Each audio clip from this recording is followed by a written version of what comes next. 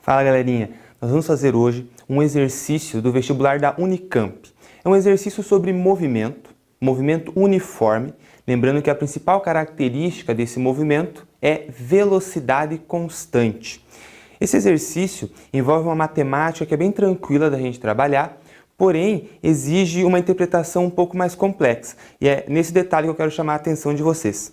Então diz assim o enunciado, a figura a seguir mostra o esquema simplificado de um dispositivo colocado em uma rua para controle de velocidade de automóveis, dispositivo popularmente chamado de radar. Os sensores S1 e S2 e a câmera estão ligados a um computador. Os sensores enviam um sinal ao computador sempre que são pressionados pelas rodas de um veículo. Se a velocidade do veículo está acima da permitida, o computador envia um sinal para que a câmera fotografe sua placa traseira no momento em que estiver sobre a linha tracejada. Para um certo veículo, os sinais dos sensores foram os seguintes. E nós temos aqui a imagem do gráfico fornecido pelos sensores. Se vocês observarem, o primeiro pico em cada gráfico se refere à passagem do pneu 1, pneu dianteiro. E o segundo pico de cada gráfico se refere à passagem do segundo pneu, o pneu traseiro. O exercício pede o seguinte, letra A, determine a velocidade do veículo em quilômetros por hora. E letra B, calcule a distância entre os eixos do veículo.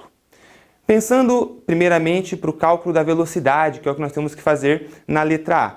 Se vocês observarem, o exercício fornece para nós no desenho a distância entre os dois sensores. É uma distância de 2 metros. E se você observar no gráfico ao lado, nós temos o instante de tempo em que o primeiro pneu passou tanto no sensor 1 quanto no sensor 2. Quando ele passa no sensor 1 é acionado o cronômetro, é o instante 0 segundos. E quando ele passa no sensor 2 é o instante 0,1 segundo. Ou seja, o veículo anda 2 metros em 0,1 segundo.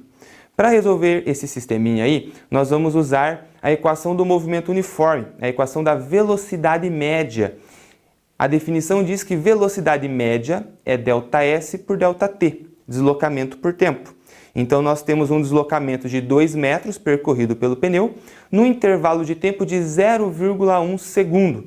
Então, fazendo a divisão, uma velocidade de 20 metros por segundo.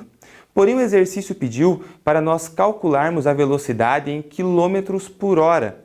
Para fazer a conversão, você multiplica por 3,6 e ao final a velocidade é de 72 quilômetros por hora. Então, fechamos a letra A. Na letra B, ele pede a distância entre os eixos.